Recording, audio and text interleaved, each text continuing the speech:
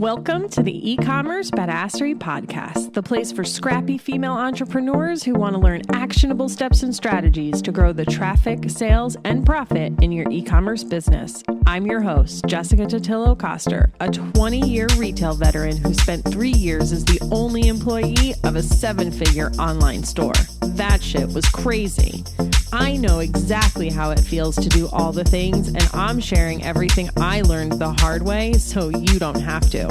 I may have started this business by accident, but supporting badass bosses like you lights me the fuck up, and I am so stoked to see you grow. Are you ready, babe? Let's roll.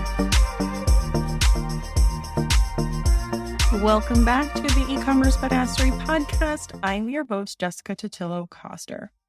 I'm really excited about today's episode because this topic has been on my mind for a long time, and I have touched on it here and there throughout the podcast, but never dedicated an entire episode to it. With the release of Shopify's filter and search app, it reminded me that we needed to chat about it.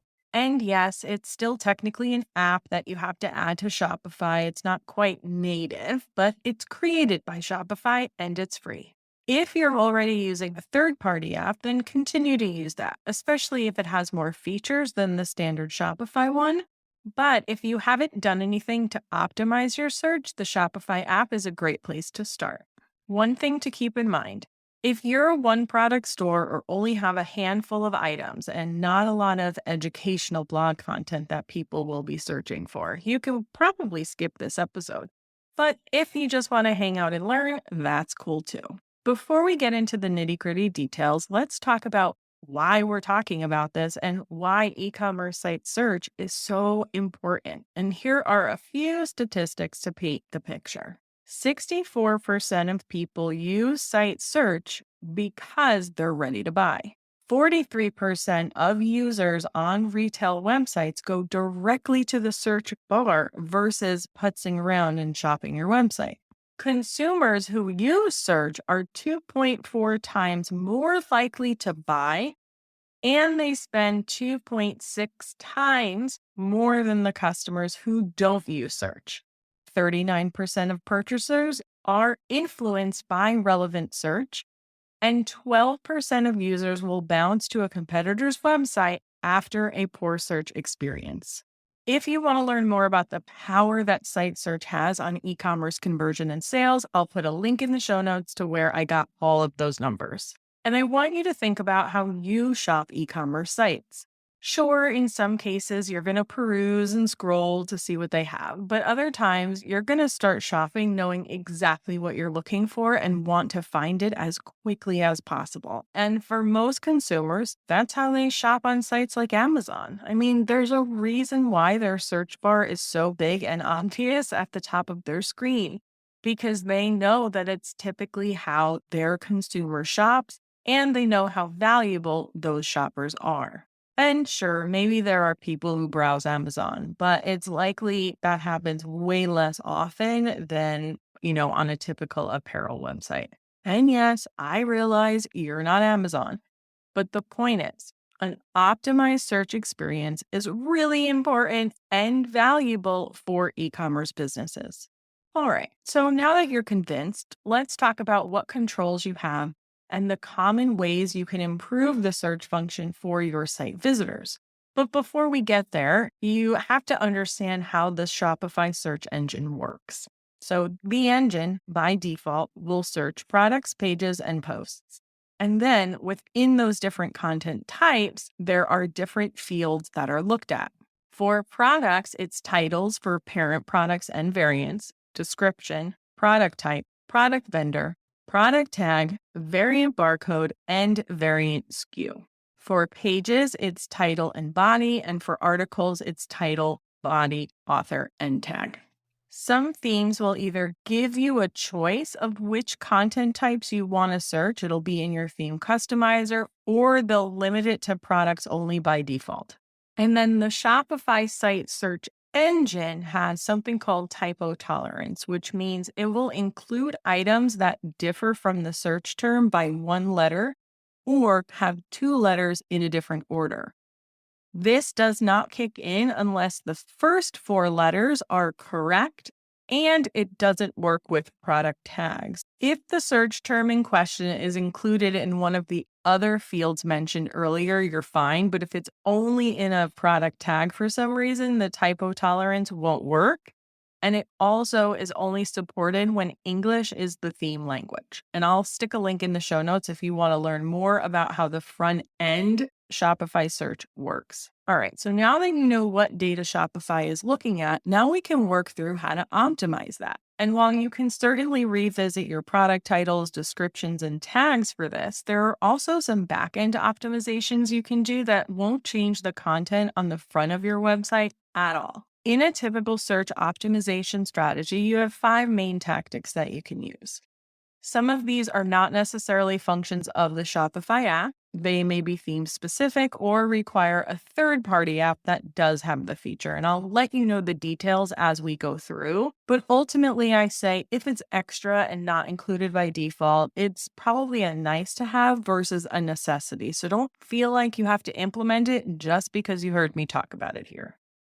First up are synonyms and misspelled words. And yes, this is available in the Shopify search and filter app. This is pretty obvious, right? Essentially, you're just telling the site search engine that if someone searches for one word, it also means this other word. In my previous day job, we had a lot of synonyms and a lot of misspelled words. We would update this weekly based on what was getting 0 search results or common searches that we saw coming through. When it comes to adding synonyms for your site search, think about not only the product itself and how people describe them, but also the way they would describe a color or write out a size. As I mentioned, you do have typo tolerance by default, but more intentional synonyms for misspelled words certainly doesn't hurt. For example, pants could also be trousers or slacks. I hate the word slacks. Or maybe you sell products with profanity on them, my favorite kind of products. Then you may want to create a synonym for profanity, swears, and curses. If you sell t-shirts, maybe you spell it out T-shirt in your product name, but then your customer comes and searches for a T, like TEE. Maybe you add your product sizes as X-large, but the customer is searching for XL. Or maybe you list something as burgundy, but the customer is searching for maroon. Speaking of colors, one note about that. When you're adding filters to your store, which is not really what we're talking about today, but when you do that, if you sell products that have specific color names from the vendors like raspberry, merlot, or jet black, you can use those names for the variant, but group all of those together for your filters into classic names like red, black, yellow.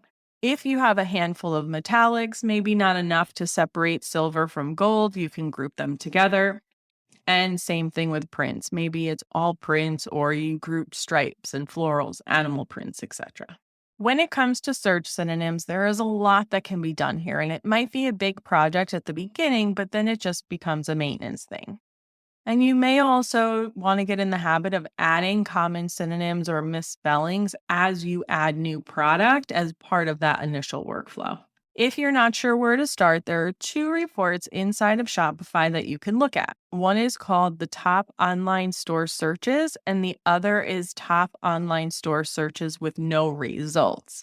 These reports are a great way to not only identify what synonyms and misspellings you may need to focus on, but also what products might be a good addition to your store. Product boosts are another feature of the Shopify Search and Filter app. This lets you push specific products to the top of the search results. This is a great option if you have a lot of evergreen products and maybe your new items tend to get buried by your best sellers, or maybe you've got an item that just doesn't seem to move and it's possibly because it hasn't gotten enough attention. Next up are visual recommendations inside the search results. This is just where it shows mini product listings. So instead of the customer having to be redirected to a product grid or a search results page, the most relevant items will appear as they're searching. This is typically theme related, and there are probably apps you can use to add this functionality. It's not something that can just be toggled on through the app. Then we have predictive search. This is just like when you search Google. As you start to type, Google will give you search suggestions. Great tip for finding SEO keywords, by the way.